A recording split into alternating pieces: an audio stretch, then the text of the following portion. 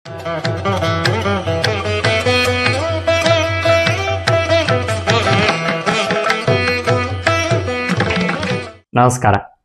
ಗುರುಭ್ಯಶ್ಚ ಗ್ರಹೇಭ್ಯಶ್ಚ ಮಯಾ ಬದ್ಧೋಯಮಂಜಲಿ ಪ್ರಸನ್ನ ಮನಸಸ್ತೆ ಮೇ ಸತ್ಯಾಂ ಕುರುವಂತು ಭಾರತಿ. ಎಲ್ಲ ವೀಕ್ಷಕರಿಗೆ ಯುಗಾದಿ ಹಬ್ಬದ ಶುಭಾಶಯಗಳನ್ನು ಹೇಳ್ತಾ, ಯುಗಾದಿ ನಮ್ಮ ಮಾರ್ಚ್ ತಿಂಗಳಿನಲ್ಲಿ ಪ್ರಾರಂಭ ಆಗಿದೆ. ಇನ್ನು ಮುಂದೆ ಪರಾಭವನಾಮ ಸಂವತ್ಸರ ಪ್ರಾರಂಭ ಆಗಲಿದೆ. ಈ ವರ್ಷ ಪರಾಭವನಾಮ ಸಂವತ್ಸರ. ನಮ್ಮ ಈ ಸಂವತ್ಸರದಲ್ಲಿ ಯಾವ ರೀತಿಯಾಗಿರುವಂತಹ ಶುಭಾಶುಭ ಫಲಗಳು ಇರುತ್ತೆ ದ್ವಾದಶ ರಾಶಿಗಳಿಗೆ ಅಂತ ತಿಳಿಸ್ಕೊಡ್ತಾ, ಕುಂಭರಾಶಿಯವರಿಗೆ ಈ ವರ್ಷ ನೋಡೋದಾದ್ರೆ ನೋಡಿ, ಜಾಸ್ತಿ ಎಲ್ಲ ದ್ವಾದಶ ರಾಶಿಗಳಲ್ಲಿ ಜಾಸ್ತಿ ಫಲವನ್ನ ನೋಡಿರುವಂತಹ ರಾಶಿ ಕುಂಭರಾಶಿ. ಯಾಕೆ ಅಂತಂದ್ರೆ, ಇನ್ನೇನು 7.5 ಬಿಟ್ಟು ಹೋಗುವಂತಹ ಒಂದು ಸಾಧ್ಯತೆ. ನೀನು ಕಡೆಯ ಒಂದು ಭಾಗಕ್ಕೆ ಬಂದಿದ್ದೀರಾ. ಕಡೆ ಭಾಗ ಸ್ವಲ್ಪ ದುರ್ಗಮವಾಗೇ ಇರುತ್ತೆ ಅನ್ನುವಂಥದ್ದು ಸತ್ಯ. ಅಂದ್ರೆ 7.5 ಕಡೆ ಭಾಗವು ಸ್ವಲ್ಪ ಕಷ್ಟಕರವಾಗಿ ದುರ್ಗಮವಾಗಿರುತ್ತೆ ಮೊದಲು 2 ಹಂತಕ್ಕಿಂತ.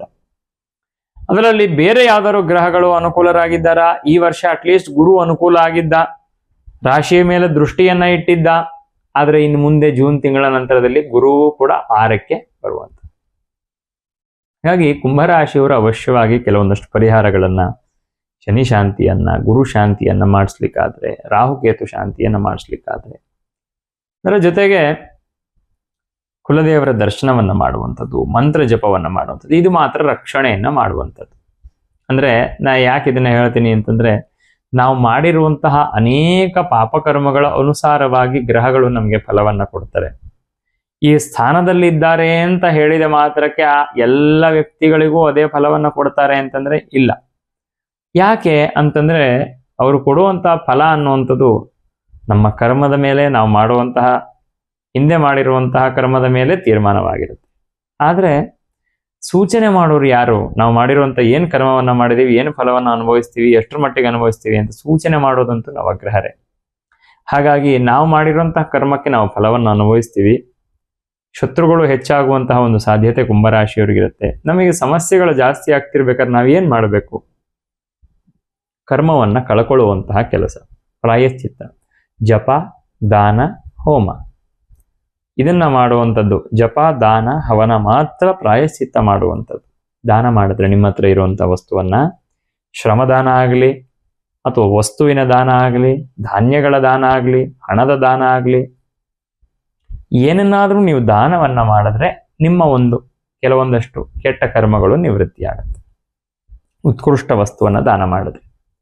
ಹಾಗಾಗಿ ಈ ಕುಂಭರಾಶಿಯವರು ಮಾಡುವಂತಹ ದಾನ, ಮಾಡುವಂತಹ ಹವನವೂ ಕೂಡ ಒಂದು ರೀತಿ ತ್ಯಾಗವೇ. ಹೋಮವನ್ನ ಅಗ್ನಿಯಲ್ಲಿ ದೇವರ ಹೆಸರೇಳಿ ಆಹುತಿಯನ್ನ ಹಾಕಿ ತ್ಯಾಗ ಮಾಡುವಂಥದ್ದು, ಮತ್ತೆ ಜಪ, ಈ 3 ಮಾಡೋದ್ರಿಂದ ನಿಮಗಿರುವಂತಹ ಸಮಸ್ಯೆಗಳು ಹೋಗುತ್ತೆ. ಇದು ಕುಂಭರಾಶಿಯವರಿಗೆ ಮಾತ್ರ ಅಂತಲ್ಲ, ಎಲ್ಲ ರಾಶಿಯವರಿಗೂ ಯಾವುದೇ ಗ್ರಹಚಾರಗಳಿದ್ರು ಅದಕ್ಕೆ ಹೇಳುವಂತಹ ಪರಿಹಾರವೇ ಜಪ, ದಾನ, ಹೋಮ.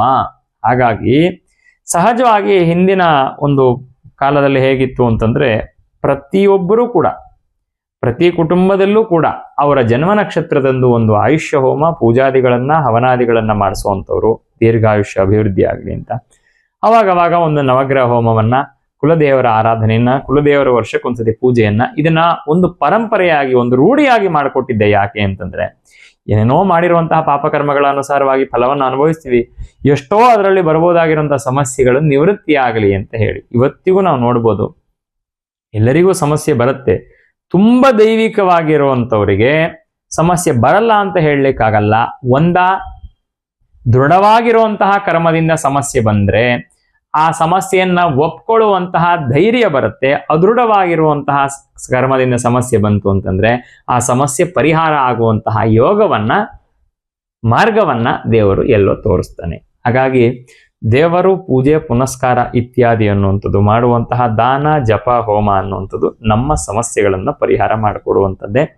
ಕುಂಭರಾಶಿಯವರಿಗೆ ಶತ್ರುಗಳು ಜಾಸ್ತಿ ಆಗ್ತಾರೆ, ಕುಟುಂಬದಲ್ಲಿ ಒಂದಷ್ಟು ಘರ್ಷಣೆ ಇರುತ್ತೆ, ಆರ್ಥಿಕವಾಗಿ ಒಂದಷ್ಟು ದೃಢತೆ ಅನ್ನೋ ಥರದ್ದು ಕಾಣಲ್ಲ. 2ರಲ್ಲಿ ಶನಿ, 2 ಉಭಯ ತತ್ವದ ರಾಶಿ, ಅಲ್ಲಿಯ ಶನಿಯ ಒಂದು ಸಂಚಾರದಿಂದ ಆರ್ಥಿಕವಾಗಿ ಸ್ವಲ್ಪ ನಷ್ಟ, ತೊಂದರೆಗಳನ್ನ ಉಂಟು ಮಾಡುವಂಥದ್ದು. ವ್ಯಯಾಧಿಪತಿ ರಾಶ್ಯಾಧಿಪತಿ ಆದ ಕಾರಣ ರಾಶ್ಯಾಧಿಪತಿ ಆದ ಕಾರಣ ಸ್ವಲ್ಪ ದೇಹದಲ್ಲಿ ಒಂದಷ್ಟು ಅನಾರೋಗ್ಯಗಳು, ಇದು ಎಲ್ಲದಕ್ಕೆ ಏನ್ ಮಾಡ್ಬೋದು?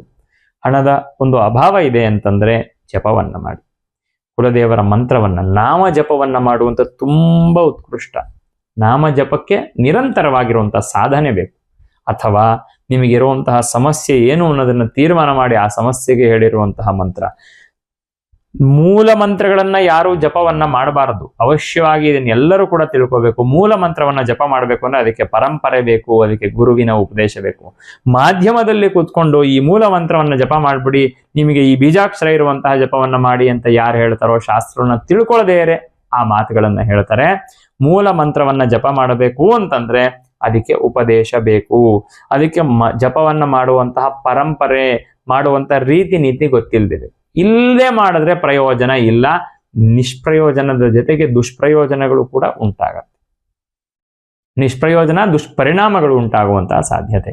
ಹಾಗಾಗಿ ನಾಮ ಜಪವನ್ನ, ಶ್ಲೋಕ ಸ್ತೋತ್ರಗಳ ಜಪವನ್ನ ಎಲ್ಲರೂ ಕೂಡ ಸಹಜವಾಗಿ ಮಾಡ್ಬೋದು. ಯಾವುದೇ ವಿಧಿವಿಧಾನಗಳಿಲ್ಲ. ಉಚ್ಚಾರಣೆ ಸರಿಯಾಗಿರ್ಬೇಕು ಅನ್ನುವಂತಹ ಒಂದು ನಿಯಮಕ್ಕೆ ಹೊರತಾಗಿ ಬೇರೆ ಏನೂ ಇಲ್ಲ. ಲಲಿತಾ ಸಹಸ್ರನಾಮ, ವಿಷ್ಣು ಸಹಸ್ರನಾಮ, ಪುರಾಣದಲ್ಲಿ ಇರುವಂತಹ ಸ್ತೋತ್ರಗಳು, ಅಷ್ಟಕಗಳು, ಇದೆಲ್ಲವನ್ನ ಎಲ್ಲರೂ ಪಾರಾಯಣವನ್ನ ಮಾಡ್ಬೋದು. ಆದರೆ ಮೂಲ ಮಂತ್ರಗಳನ್ನ, ವೇದ ಮಂತ್ರಗಳನ್ನ ಉಚ್ಚಾರ ಮಾಡಬೇಕು ಅಂತಂದ್ರೆ ಅದಕ್ಕೆ ವಿಧಾನ ಇದೆ, ವಿಧಿ ಇದೆ, ನಿಯಮ ಇದೆ. ಅದು ಇಲ್ಲದೆ ಮಾಡಲಿಕ್ಕೆ ಹೋಗಬೇಡಿ. ಸ್ತೋತ್ರಗಳನ್ನ, ಕಾಲಭೈರವ ಸ್ತೋತ್ರಗಳನ್ನ, ಕಾಲಭೈರವಾಷ್ಟಕವನ್ನ ಸಂಪೂರ್ಣವಾಗಿ ಪಠನ ಮಾಡಿ, ಕಾಲಭೈರವ ನಾಮ ಜಪವನ್ನ ಮಾಡಿ, ರಾಮನಾಮ ಜಪವನ್ನ ಮಾಡಿ. ಕುಂಭರಾಶಿಯವರಿಗೆಲ್ಲರಿಗೂ ಕೂಡ ಒಳ್ಳೆಯದಾಗಲಿದೆ. ನಮಸ್ಕಾರ. ಬೇವು ಬೆಲ್ಲ ತಿಂದು ಸುಖ ದುಃಖವನ್ನ ಸಹಜವಾಗಿ ಎರಡನ್ನೂ ಕೂಡ ಸ್ವೀಕಾರ ಮಾಡುವಂತಹ ಮನಸ್ಥಿತಿ ಇಟ್ಕೊಂಡು ಈ ವರ್ಷ ಪರಾಭಾನುನಾಮ ಸಂವತ್ಸರದಲ್ಲಿ ಪ್ರಾರಂಭದಲ್ಲಿ ಏನೋ ಒಂದಷ್ಟು ಈ ವರ್ಷ ನಾವು ಸಮಸ್ಯೆಗಳನ್ನ ನೋಡಿದೀವಿ, ಯುದ್ಧಗಳನ್ನ ನೋಡಿದೀವಿ. ಈ ಯುದ್ಧ ಎಲ್ಲವೂ ಕೂಡ ಇಳಿಮುಖವಾಗಲಿ ಅಂತ ಪ್ರಾರ್ಥನೆಯನ್ನ ಮಾಡ್ತಾ, ಗುರು ಉಚ್ಚ ರಾಶಿಯಲ್ಲಿ ಸಂಚಾರ ಮಾಡೋದ್ರಿಂದ ಧರ್ಮ ಬುದ್ಧಿ ಎಲ್ಲರಲ್ಲೂ ಕೂಡ ಪ್ರಚೋದನೆ ಆಗಲಿದೆ. ಹಾಗಾಗಿ ನಾವು ಮಾಡ್ತಿರೋದು ಅಧರ್ಮ ಅನ್ನುವಂಥದ್ದು, ನಾವು ಹೀಗೆ ಮಾಡಬಾರದು, ಇದು ಒಳ್ಳೇದಲ್ಲ ಅನ್ನುವಂಥದ್ದು ಸಹಜವಾಗಿ ಎಲ್ಲರಲ್ಲಿ ಜೂನ್ ತಿಂಗಳ ನಂತರ ಬರಲಿದೆ.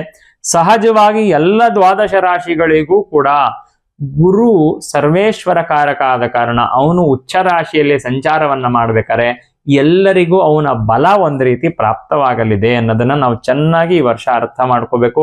ಈ ವರ್ಷ ಒಳ್ಳೆ ರಾಶಿಯಲ್ಲಿ ಸಂಚಾರ ಮಾಡ್ತಿದ್ದಾನೆ. ಕೆಲವೊಂದು ರಾಶಿಗಳಿಗೆ ಅದು ಅನಿಷ್ಟ ಫಲ ಅಂತ ಮೇಲೆ ಕಂಡ್ರು ಕೂಡ ಒಟ್ಟಾರೆ ಪ್ರಪಂಚಕ್ಕೆ ಗುರುವಿನ ಸಂಚಾರದಿಂದ ಉತ್ತಮ ಫಲಗಳು ಪ್ರಾಪ್ತವಾಗಲಿದೆ. ಎಲ್ಲ ರಾಶಿಯವರಿಗೂ ಹೇಳಿರುವಂತಹ ಅನಿಷ್ಟ ಫಲ ಅಂತಂದ್ರೆ ಅದು ಅನಿಷ್ಟವೇ ಆಗತ್ತೆ ಅಂತಲ್ಲ, ಅವರವರ ವೈಯಕ್ತಿಕವಾಗಿರುವಂತಹ ದಶಾಭುಕ್ತಿಗಳು, ವೈಯಕ್ತಿಕವಾಗಿರುವಂತಹ ಜಾತಕಗಳು, ಅಲ್ಲಿರುವಂತಹ ಗ್ರಹಚಾರ, ದಶಾಭುಕ್ತಿ ಇತ್ಯಾದಿ ಎಲ್ಲವನ್ನ ಚಿಂತನೆ ಮಾಡಿ ಹೇಳಬೇಕು. ಹಾಗಾಗಿ ರಾಶಿಗಳ ಮೇಲೆ ಹೇಳಬಹುದಾಗಿರುವಂತಹ ಒಂದಷ್ಟು ಫಲಗಳನ್ನ ಹೇಳುವಂತಹ ಪ್ರಯತ್ನವನ್ನ ಮಾಡಿರುವಂಥದ್ದು. ಎಲ್ಲರಿಗೂ ಕೂಡ ಒಳ್ಳೆಯದಾಗ್ಲಿ. ಗುರುವಿನ ಸಂಚಾರ ಈ ಪರಾಭವನಾಮ ಸಂವತ್ಸರ ಒಳ್ಳೆಯ ಫಲಗಳನ್ನು ತಂದುಕೊಡ್ಲಿ ಅಂತ ಹೇಳ್ತಾ ನಮಸ್ಕಾರ.